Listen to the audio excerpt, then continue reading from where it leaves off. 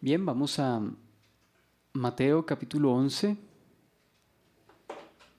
Mateo capítulo 11 y vamos a retomar. Vamos a retomar lo que hemos venido hablando.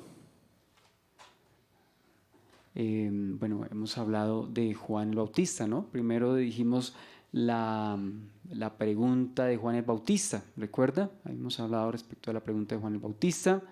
Luego habíamos hablado de la respuesta de Jesús a Juan el Bautista, precisamente.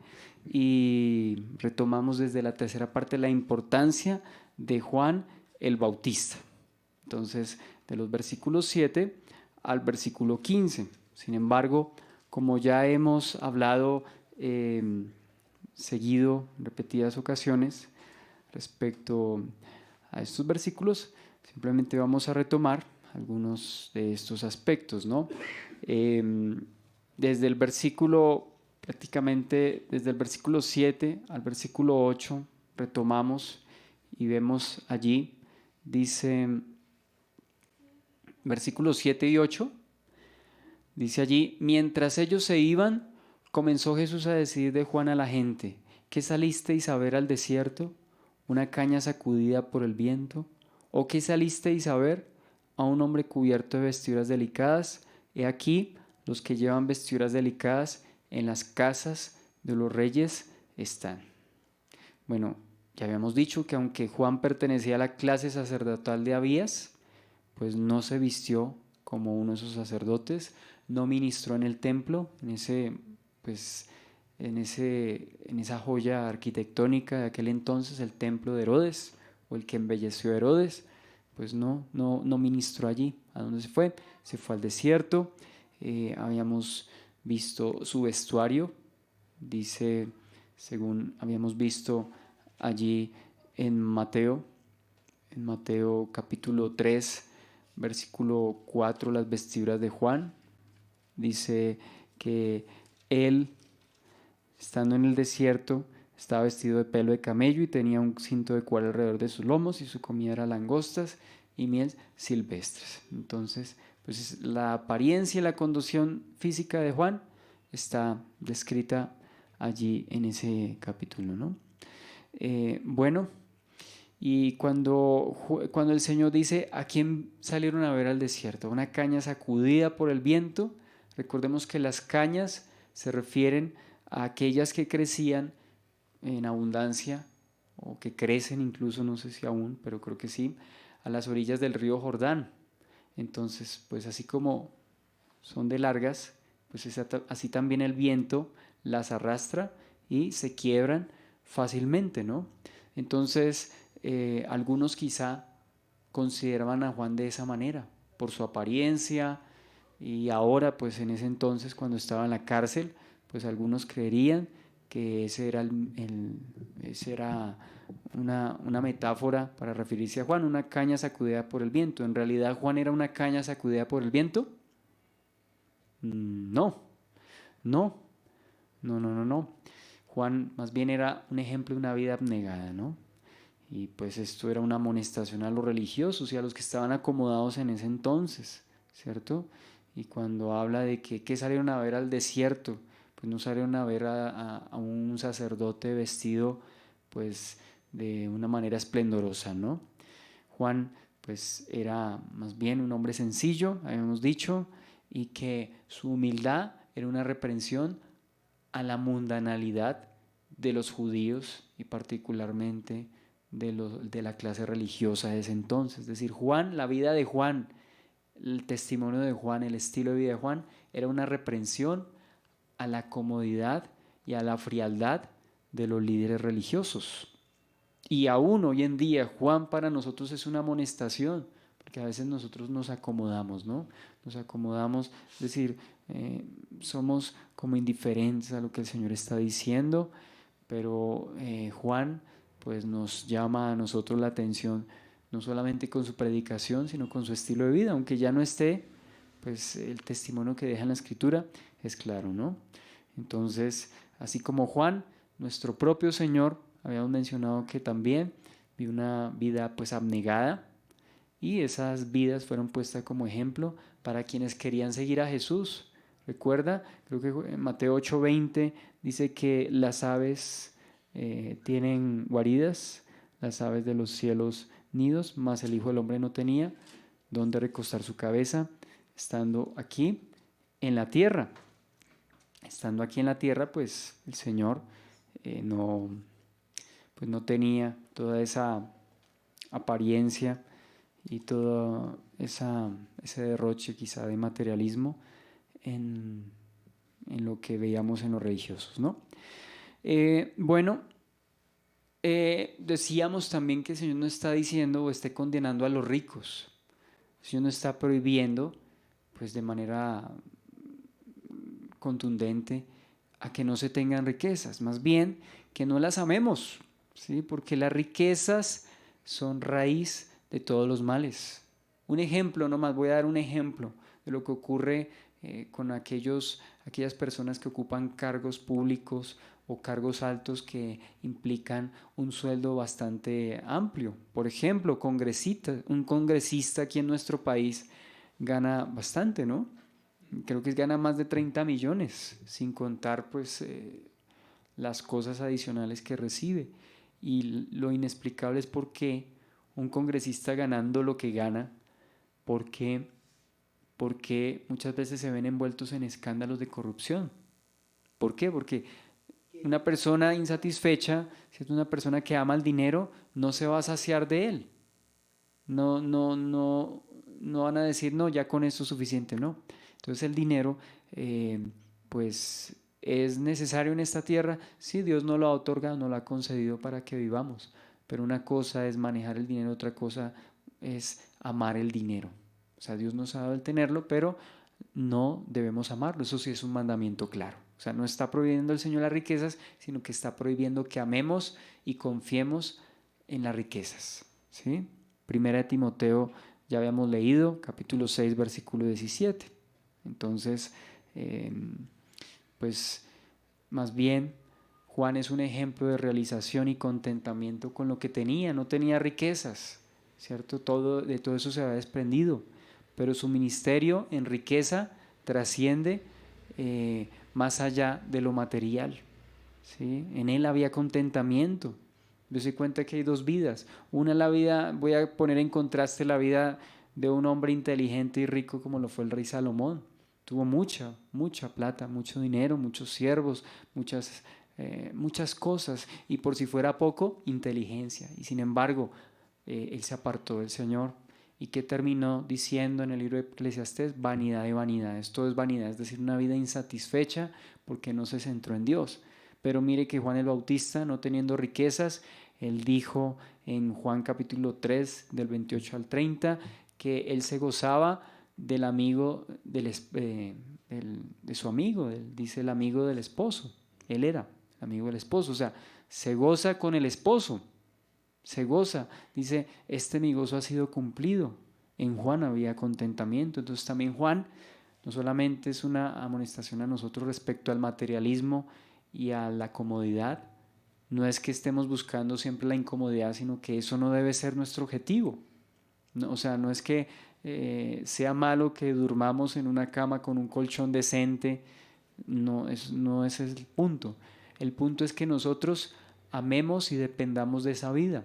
Gracias a Dios por las comodidades, pero no podemos confiar en las comodidades o buscarlas como si fuese nuestro objetivo final. La Biblia dice, con que tengamos sustento y abrigo, estemos satisfechos con ello, ¿sí? Dijo, sean nuestras costumbres sin avaricia, contentos con lo que tenéis ahora, porque Él dijo, no te desampararé ni te dejaré. Bien. Y ahora vamos a hablar de la trascendencia de Juan. La trascendencia de Juan. Cuando dice una caña sacudida por el viento, pues ya habíamos mencionado precisamente que la gente lo veía así. ¿Era una caña sacudida por el viento? Ya dijimos que no. ¿Por qué? Porque Juan se mantuvo firme. Es decir, él no se dobló por las circunstancias. Aunque físicamente pasó por dificultades como la cárcel y aún el martirio, Juan permaneció firme. Dice que por eso precisamente fue a la cárcel, porque no se amilanó frente al rey a la hora de denunciar sus pecados. Entonces, dése cuenta que Juan no era una caña sacudida por el viento. Más bien, como aquellas palmeras que uno ve a veces en las playas, viene un huracán, viene fuertes vientos, vienen tempestades y las palmeras puede que se doblen, pero no se parten, vuelven otra vez a estar erguidas, ¿sí? Vuelven otra vez a estar erguidas. Es decir, su tronco está diseñado para que aunque vengan los fuertes vientos, esa palmera puede que se doble, pero no se va a partir. Después de la tempestad que permanece otra vez en su lugar, en su sitio. Y pues creo que eso más bien sí describiría la vida de Juan. Entonces no es una caña sacudida por el viento. No lo es, ¿cierto? Su carácter nos mostró que Juan permaneció firme, aún en medio de sus dudas, como ya habíamos mencionado, acudió al Señor. Y yo creo que con lo que el Señor le contesta, Juan se afirma. Bien, entonces versículo 9 al versículo 10. ¿Pero qué salisteis a ver? ¿A un profeta? Sí, os digo, y más que profeta, porque este es de quien está escrito: aquí yo envío mi mensajero delante de tu faz, el cual preparará tu camino delante de ti. Entonces, a un profeta, sí, os digo, a un profeta, ¿sí? Entonces, Juan el Bautista era un verdadero profeta, ¿cierto? Y el ser un verdadero profeta no solamente radica en su mensaje, sino también en qué. ¿En qué creen que también radique el hecho de que sea un verdadero profeta? En que se cumpla lo que habla, correcto. Y además, ¿en qué más? O sea, está diciendo Néctor que se cumple la profecía, ¿cierto? Sí, señor, y eso es bíblico, eso está en la ley. Sí, señor. Y igualmente, como profeta y como sacerdote, estaban haciendo volver al pueblo de su pecado. Como profeta y como sacerdote que era, porque no dejaba de ser descendiente de sacerdotes, estaba volviendo al pueblo a Dios, correcto, lo estaba llevando a Cristo como embajador, es decir, no vengan a mí, vayan a aquel a quien Dios directamente envió, ¿sí? Entonces vemos a Juan en esa característica de profeta y de sacerdote. Pero otra cosa que yo veo como verdadero profeta también era el testimonio de su vida. Nadie podía reprochar nada respecto a Juan, es decir, no podían decir: yo lo vi a usted tomando vino, yo lo vi a usted diciendo malas palabras. No, la vida de Juan era irreprochable, era una vida pública. La gente iba al desierto y la vida de Juan no estaba escondida. No había en dónde esconderse, estaba en el desierto, ¿no? Entonces la vida de Juan era como una carta abierta, leída por todos, ¿no? Y el pueblo asimismo lo creía. Mateo capítulo 21 del 25 al 26, solo lo cito, cuando el Señor le preguntó a los fariseos, a quienes le estaban preguntando: mire, ¿el bautismo de Juan de quién era? ¿De Dios o de los hombres? Y ellos no pudieron contestar, porque ellos decían: si decimos que de Dios, entonces va a decir que por qué no le creímos. Y si le decimos que de los hombres, entonces ellos tenían miedo porque el pueblo no iba a soportar que dijeran que era de los hombres. Es decir, tenían a Juan por profeta. El pueblo reconocía que Juan pues era profeta, ¿no? Entonces, aún también Juan capítulo 10, versículo 41, solo lo cito. Juan 10, 41 menciona allí: y muchos venían a él y decían: Juan a la verdad ninguna señal hizo, pero todo lo que Juan dijo de este era verdad, lo que usted menciona. Todo lo que Juan dijo respecto a Jesús se cumplió, o sea que era un verdadero profeta, no solamente en sus palabras, sino también, como ya dijimos, en su testimonio de vida. ¿Sí? Y además de que fuera profeta, también menciona que es más que un profeta, es más que un profeta. Entonces Juan no solo fue quien anunció, sino que también, al igual que el Señor, fue también anunciado. Es decir, no solamente vino a profetizar, ya con anticipación otros profetas como el profeta Isaías y el profeta Malaquías habían anunciado de antemano la venida de Juan el Bautista. ¿No le parece como maravilloso que se profetice sobre el profeta? Valga la redundancia, se profetice acerca del profeta. Entonces, Juan no solamente fue anunciador, sino que también Él fue anunciado.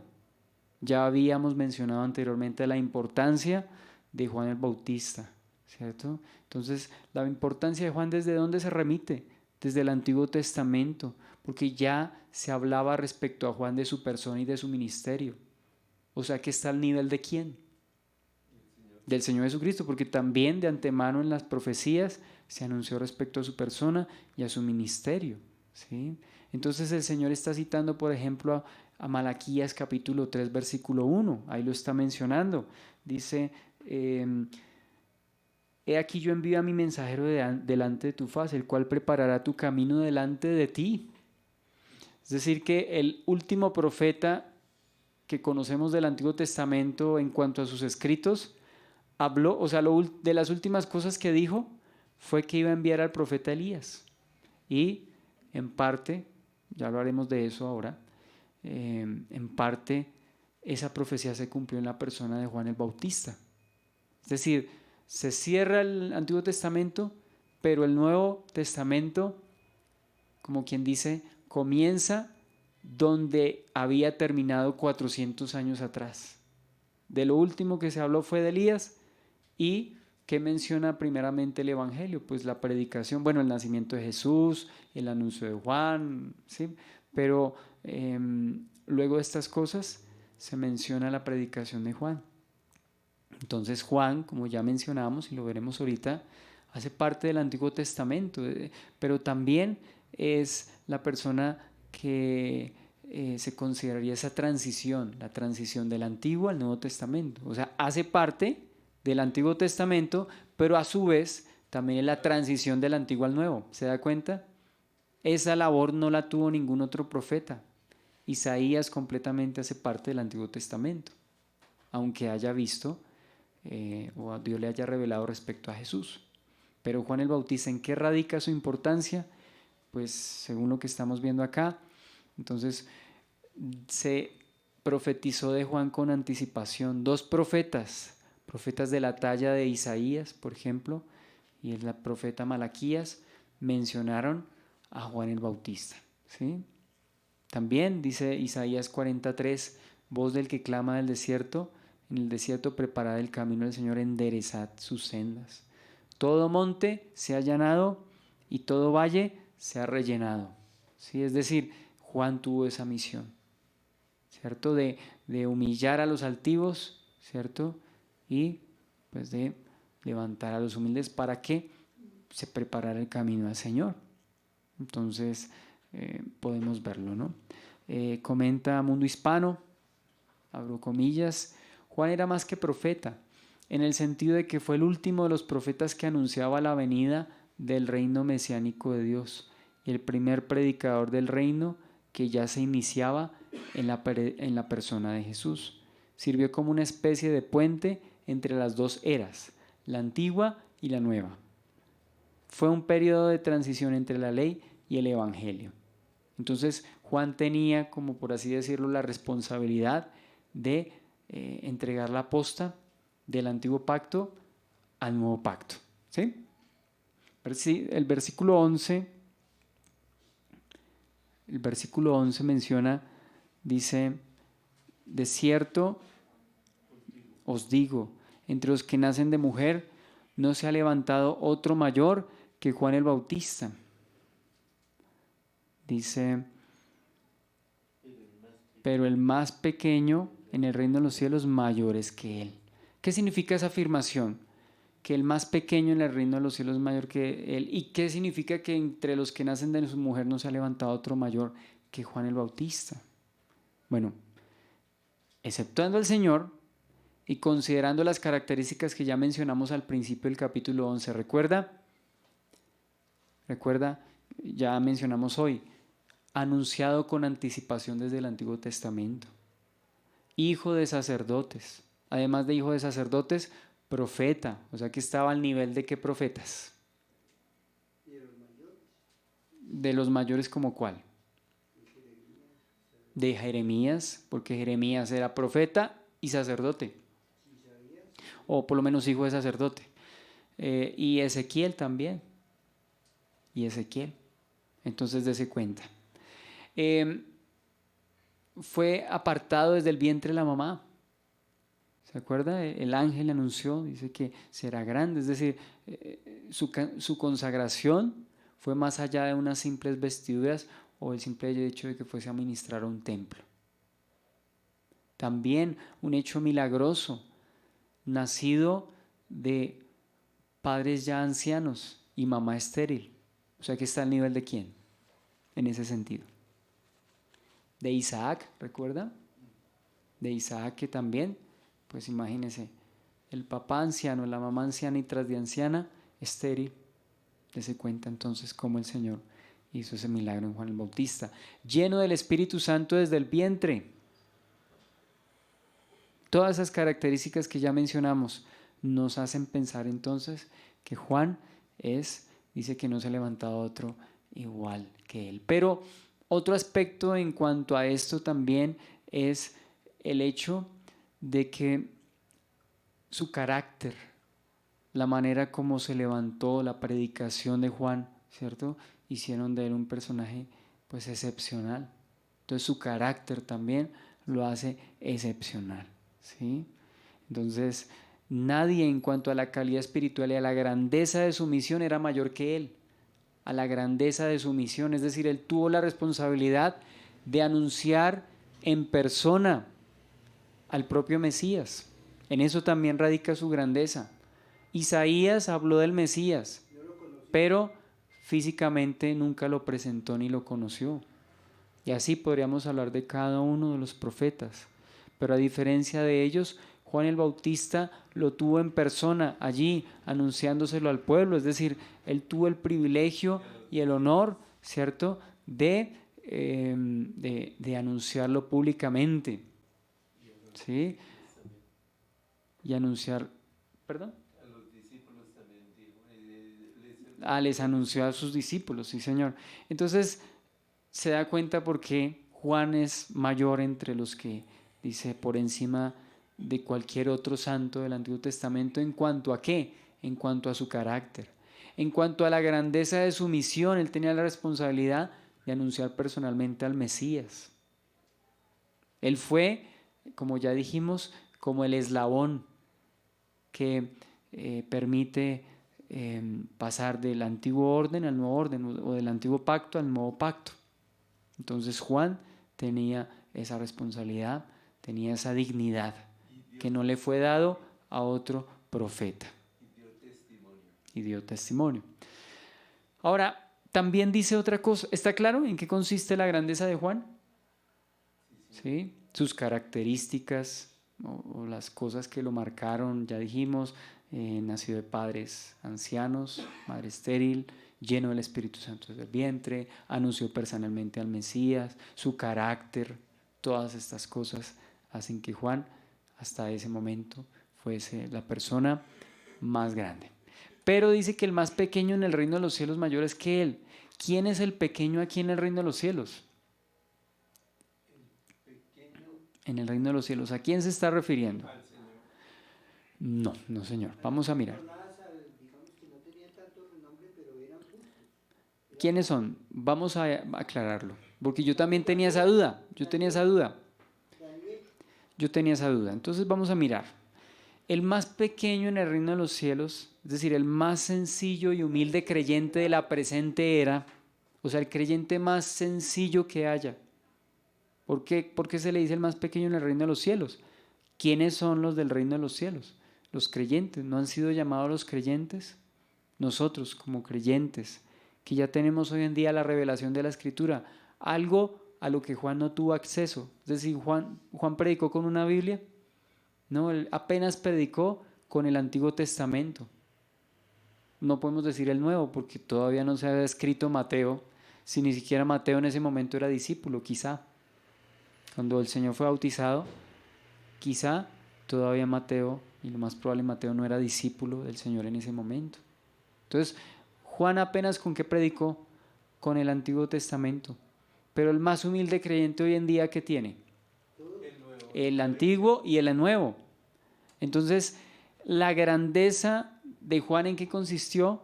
Resumámoslo en su carácter y su misión. Yo veo en esencia la grandeza de Juan? Su carácter y la altura de su misión, presentar al Mesías personalmente. Y ¿quién es el pequeño en el reino de los cielos? El más humilde creyente en la presente era o dispensación o pacto. Es decir, la persona más humilde que lleve días de convertido es mayor que él. Pero ¿en cuanto a qué es mayor que él? En cuanto a su posición, en cuanto a su privilegio. Es decir, somos mayores que Juan en cuanto al privilegio que tenemos. Juan murió, pero no pudo ver con sus ojos físicos la crucifixión. No presenció la resurrección del Señor, la ascensión, y tampoco tuvo el privilegio de pertenecer como tal a la iglesia. Porque la iglesia, pues de manera física o de manera literal aquí en la tierra, ¿cuándo comienza? Pues yo creo que comienza, muchos lo identifican desde el día del Pentecostés, después de la resurrección. Y Juan no hizo parte de nada de eso. Juan no tuvo una Biblia completa como nosotros. Juan no presenció la muerte del Señor, la vio de lejos, ¿cierto? La profetizó. Este es el Cordero de Dios. ¿Por qué dijo Cordero? Los corderos eran sacrificados. Juan anunciaba la muerte de Jesús allí, pero no la presenció, ¿cierto? O sea, esas realidades para él no fueron realidades experimentadas. Él no experimentó lo que es tener una Biblia completa como nosotros. Tuvo la revelación, pero no tuvo el privilegio que nosotros tenemos. Entonces, en ese sentido, los creyentes, el más humilde creyente es más grande que él en cuanto a los privilegios. ¿Está claro? ¿Sí? Es decir, nosotros tenemos un entendimiento quizá más claro que el de Juan. Quizá más claro que el de Juan, a pesar de la altura de su predicación y de su misión. ¿Por qué? Porque nosotros ya tenemos toda la escritura, ya tenemos toda la revelación de Dios, ¿sí? Entonces, aunque la revelación de Dios para Juan fue amplia, ¿sí?, pues no era del todo completa. Comprobemos que su revelación no fue del todo completa. Yo voy a leer, tranquilo, solamente voy a leer los siguientes pasajes, Hechos capítulo 18 del 25 al 26, ahora sí. Pero estaba lleno del Espíritu Santo. Sí, estaba lleno del Espíritu Santo, pero no le había sido quizá, aunque le fue revelado, él no experimentó lo que es ser parte de la iglesia. ¿Sí? Él estuvo, por eso dice que la ley de los profetas fueron hasta Juan, o sea que Juan hace parte, en últimas, ¿de qué? Del Antiguo Testamento. Aunque fue la transición, el Señor dice que los profetas fueron hasta Juan y la ley. O sea que Juan hace parte del Antiguo Testamento. Aunque aparezca en el Nuevo Testamento, en cuanto a la dispensación en términos reales, Juan pertenece al Antiguo Pacto. ¿Sí? Pero el más pequeño en el reino de los cielos, es decir, el más humilde creyente, como muchos comentaristas apuntan a decir, pues es mayor que él, porque Juan quizá no tenía toda la revelación completa. Eso se puede notar en sus discípulos. Por ejemplo, Hechos 18 del 25 al 26 se refiere a Apolos, de mañana hablaremos de él, ¿no? Hechos 18 del 25 al 26. ¿Qué se dice de Apolos, el gran defensor de la fe? Dice, este había sido instruido en el camino del Señor y siendo de espíritu fervoroso hablaba y enseñaba diligentemente lo concerniente al Señor, aunque solamente conocía el bautismo de Juan. Y comenzó a hablar con denuedo en la sinagoga, pero cuando le oyeron Priscila y Aquila le tomaron aparte y expusieron más exactamente el camino de Dios. Entonces Juan, en este orden de ideas, pues no le había impartido quizá a sus discípulos o a los que conocían de él, o sea, los que se basaban solamente en Juan, cómo era su conocimiento del Evangelio. Incompleto. De pronto no muy pobre, porque este hombre tenía mucho conocimiento, pero era un conocimiento incompleto. ¿Sí? Entonces, ¿el conocimiento de lo que a Juan le había sido revelado es necesario? Claro que es necesario, pero no nos podemos quedar ahí. También vemos ahí mismo en Hechos 19, del 1 al 5, dice que, Pablo fue a Éfeso y halló a ciertos discípulos, versículo 2. les dijo: ¿recibisteis el Espíritu Santo cuando creísteis? Y ellos dijeron: ni siquiera hemos oído si hay Espíritu Santo. Entonces dijo: ¿en qué pues fuisteis bautizados? Ellos dijeron: en el bautismo de Juan. Dijo Pablo: Juan bautizó con bautismo de arrepentimiento, diciendo al pueblo que creyesen en aquel que vendría después de él, esto es, en Jesús el Cristo. O sea que esto nos muestra y nos confirma, me confirma lo que estoy diciendo, que Juan no tenía quizás ese conocimiento o esa predicación completa. ¿Por qué? Porque él ya llegó a un punto en que dijo: he aquí el Cordero de Dios, o sea, síganlo es a él. Es decir, yo lo que les tenía que enseñar, ya les enseñé, pero el Hijo de Dios va a darles un conocimiento completo. ¿Sí? Estamos menospreciando el ministerio y el conocimiento de Juan para nada, porque entre los que nacen de mujer no se había levantado hasta ese momento uno mayor que él. Pero el más humilde creyente, ya dijimos, en cuanto a privilegios, quizá no en cuanto a carácter, en cuanto a carácter, Juan nos debe llevar mucha distancia. Pero en cuanto a privilegios, somos más grandes que él en ese sentido. ¿Está claro? Entonces, bueno, y en cuanto a nosotros, la obra de redención, o sea, no decimos Cristo va a morir. ¿Qué decimos? Cristo ya murió. No decimos de pronto, bueno, Juan no, creo que no, Juan no dio referencias específicas con la resurrección. Pero si Juan hubiese dicho, Él resucitará, para nosotros, ¿cuál es la realidad? Él ya resucitó. Entonces, Juan habla de hechos que iban a pasar. Nosotros hablamos de hechos que ya acontecieron y que son revelación que tenemos en la escritura de Génesis y Apocalipsis. O sea, tenemos en ese sentido una ventaja en cuanto a la experiencia. Es decir, ya podemos decir: Cristo murió, Cristo resucitó, Cristo ascendió y Cristo ha enviado su Espíritu Santo.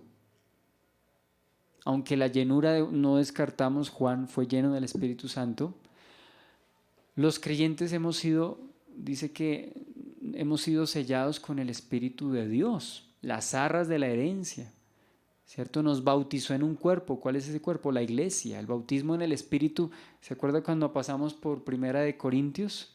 Creo que era el capítulo 12, que decía que hemos sido bautizados en un cuerpo. ¿Cuál es ese? En el Espíritu. El bautismo del Espíritu es el bautismo, o sea, el formar parte de la iglesia. Esa vez, en esa ocasión, dimos los versículos y todo lo que mencionamos, pues, para afirmar ello, ¿no?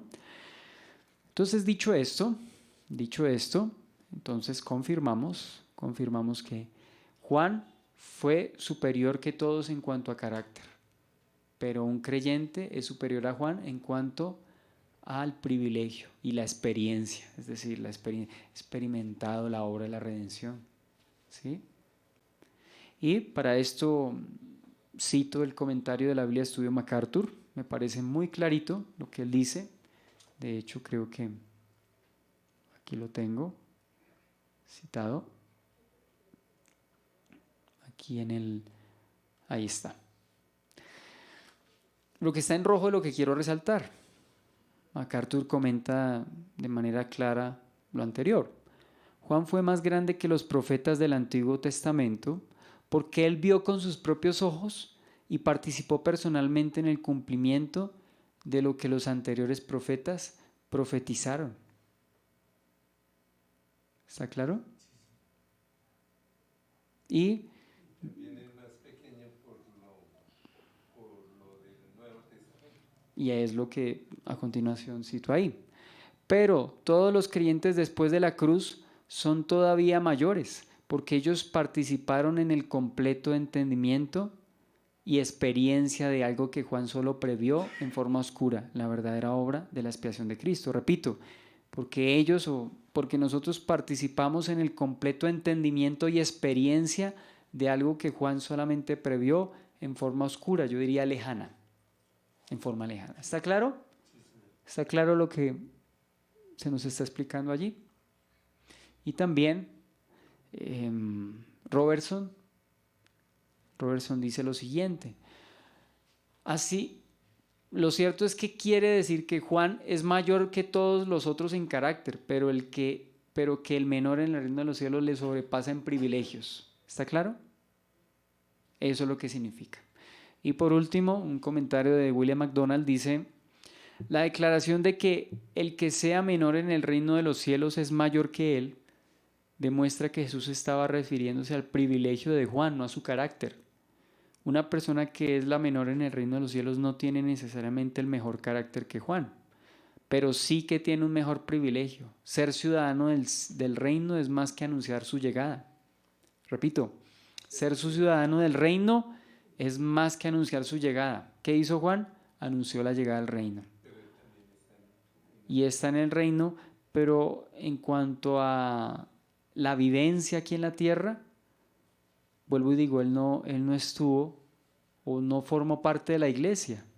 Es decir, no estuvo, aunque hace parte de los santos redimidos y es un santo que pues podemos afirmar su salvación.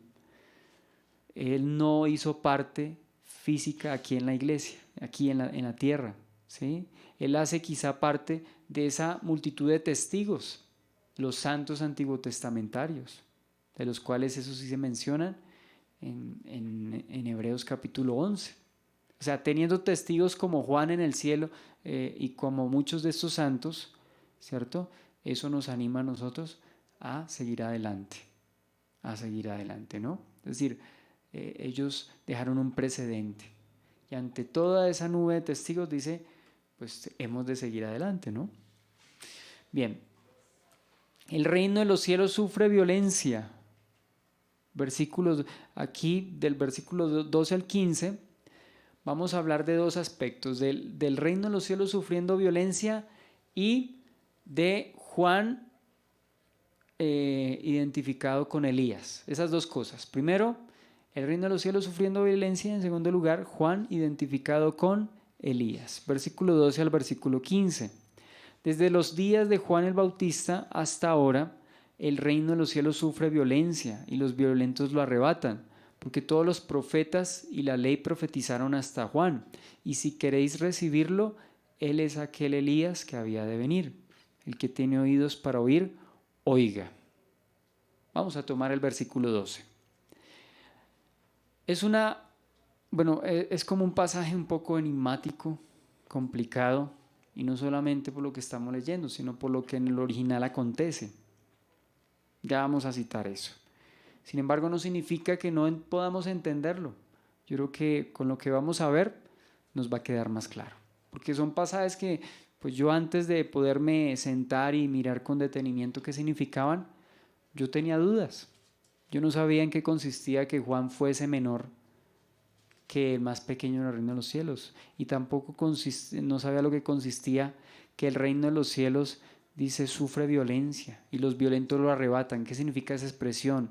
El reino de Dios sufre violencia y los violentos lo arrebatan, ¿sí? Voy a leer el versículo 12 en la Nueva Versión Internacional. Ustedes también la encuentran allí en la pantalla.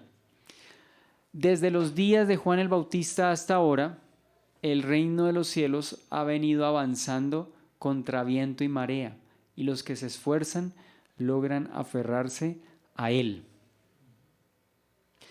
Esta versión es parafraseada, más que todo parafraseada. De hecho, la Nueva Versión Internacional, ahí en el pie de página, prácticamente aclara que la traducción en esencia es la misma de la Reina Valera. Sufre violencia y los violentos lo arrebatan, ¿sí? Pero aquí nos están dando una luz. Entonces, primero reconozcamos que aquí hay cierta dificultad, ¿sí? ¿Por qué? Por la construcción gramatical. Creo que ahí cuando dice que el reino de los cielos, dice sufre violencia. Ahí ese verbo, bueno, no me voy aquí a detener tanto en gramática ni nada de ello, pero hay dos maneras de interpretar esos verbos, de manera activa o manera pasiva. Pasiva significa que sobre él recae la acción, ¿sí? Y activa es que él es el que ejecuta la acción, ¿sí?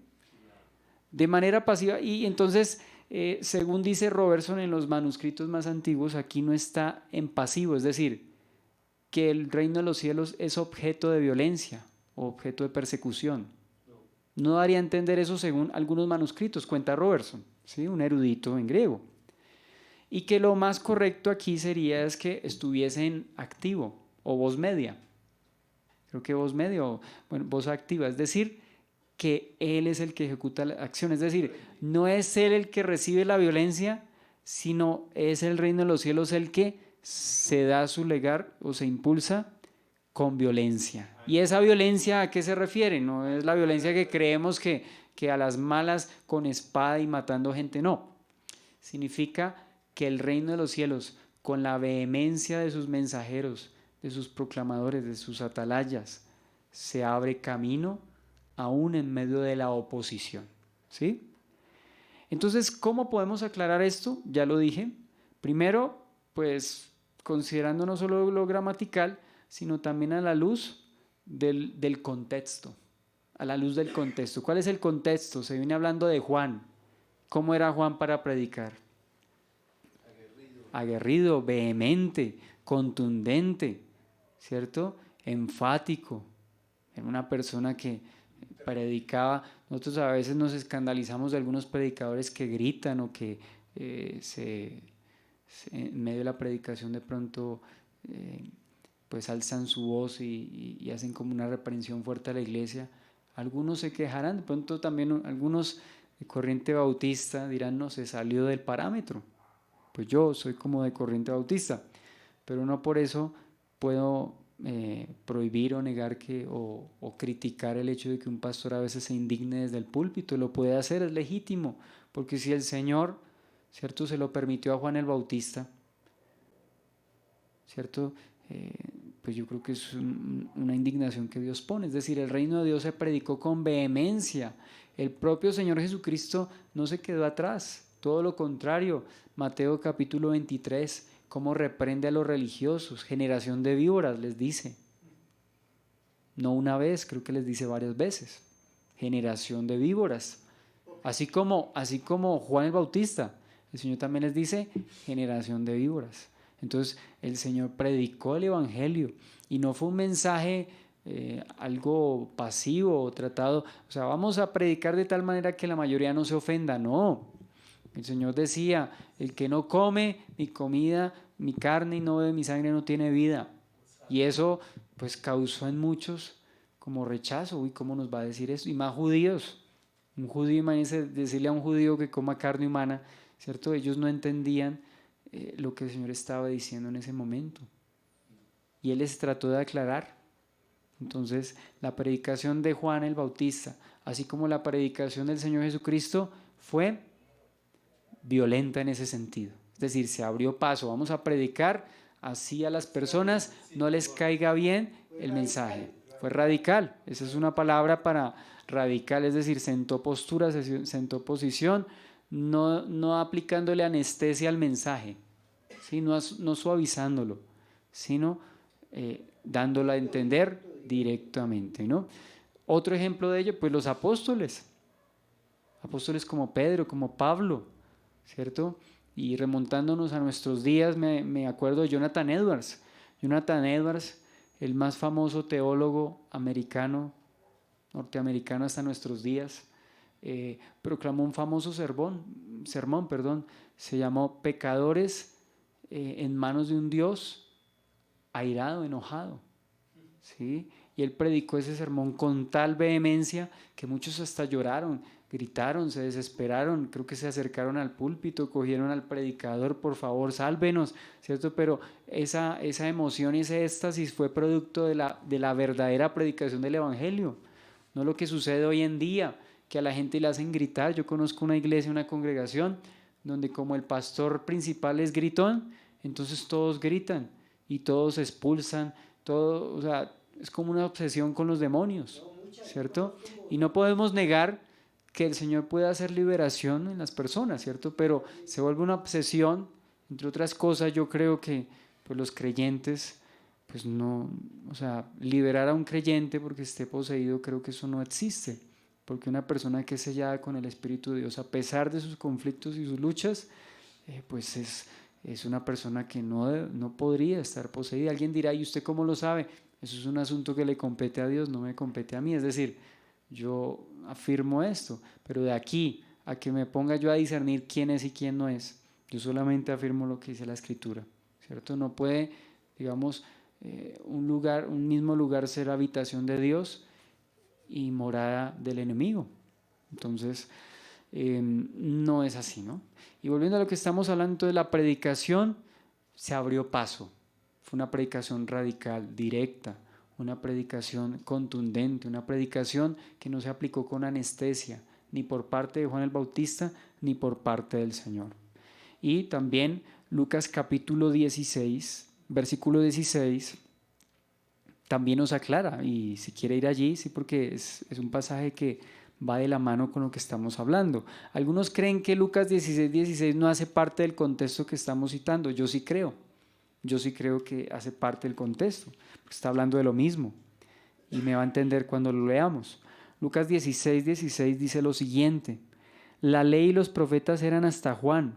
Desde entonces el reino de Dios es anunciado y todos se esfuerzan por entrar en él. Entonces,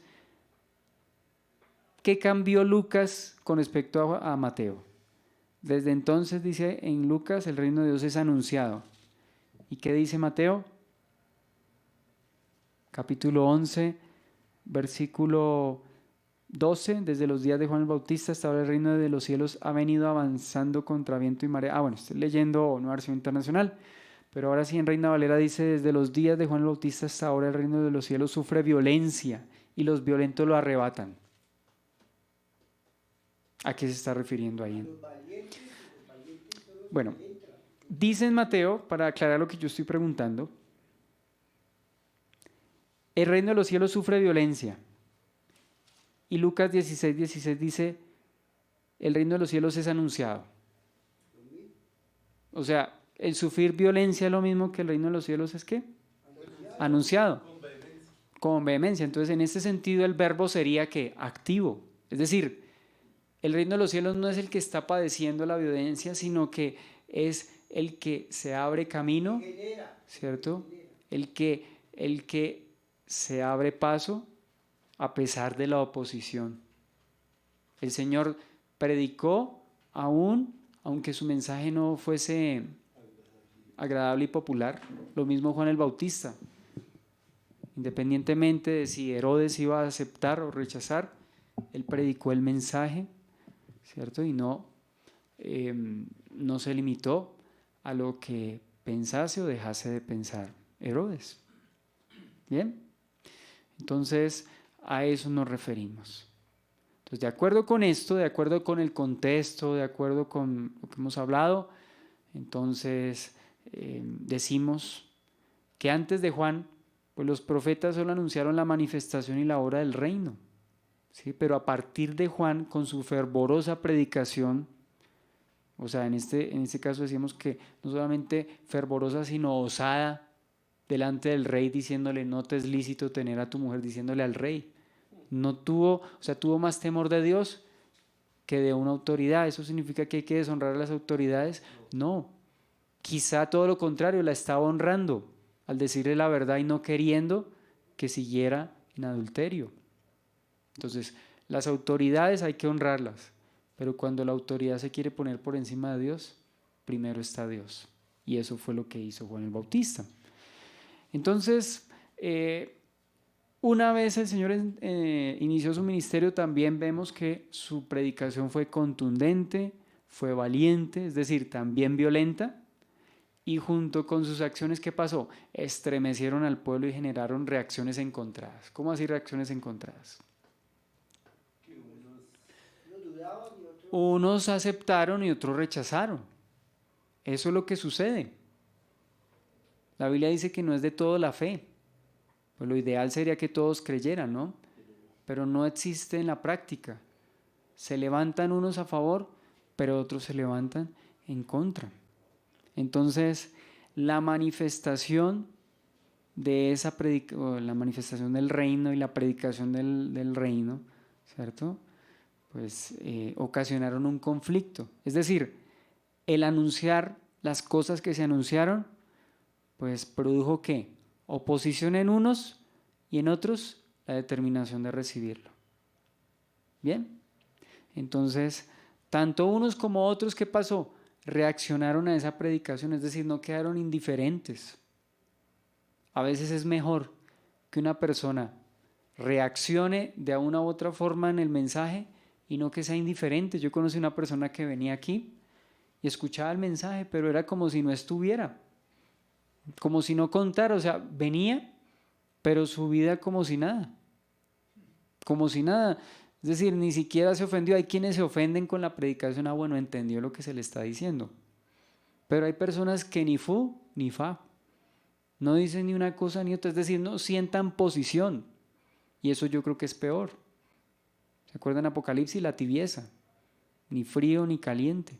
O sea, personas que no reaccionan frente a la predicación, es decir, no se van de la congregación, pero tampoco se afirman. Entonces, y yo no estoy diciendo con esto que, o sea, mal haría yo en decir que expulsar a las personas, no, porque esto es cada quien de manera independiente con Dios. Pero, ¿por qué estoy citando esto? Porque la predicación de Juan y de Jesús hizo que las personas sentaran posiciones, bien sea a favor o en contra. Es decir, la predicación trajo una reacción. Lo mismo ocurrió en el libro de los Hechos. ¿Se acuerda cuando Pablo predicaba en las ciudades? ¿Qué ocurría? Alboroto, porque unos creían, pero otros se oponían. ¿Y quiénes los que generaban el alboroto? Los que se oponían.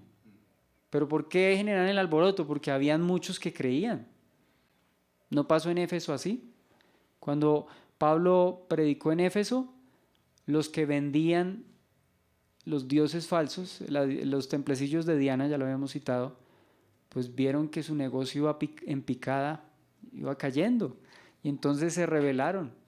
Si Pablo no hubiese convencido a tantos a través del evangelio, pues ellos de qué peleaban. Predique tranquilo, porque igual la gente no les va a poner cuidado, pero como les pusieron cuidado y muchos se apartaron de la mentira, dice tanto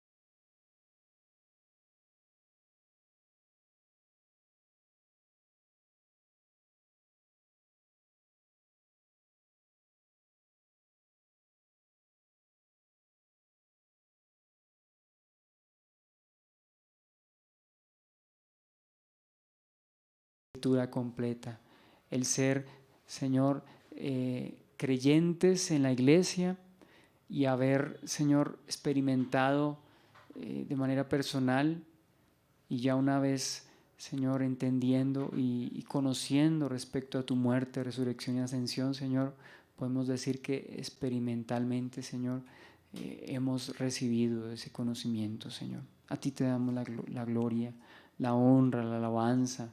Gracias, Señor, por lo que nos concedes. Gracias, Señor, por abrirte paso en nuestros corazones, en nuestras vidas, Señor, por todo lo que nos enseñas y nos muestras, Señor. Tuya la gloria, tuya la honra y tuya la alabanza, Señor. Ponemos en tus manos la congregación. Sigue operando y trabajando en nuestras vidas. Síguenos despertando en ese fervor del Señor Jesucristo, de Juan, que predicaron el Evangelio. Dice que el reino de los cielos es anunciado con violencia, sufre violencia, se abre paso, se abre camino, Señor. Danos esa vehemencia, esa contundencia también, ese ímpetu, Señor, por seguirte y no dejarnos amilanar de la oposición, Señor. A ti te glorificamos y te bendecimos en Cristo Jesús. Amén. Bueno, bendiciones.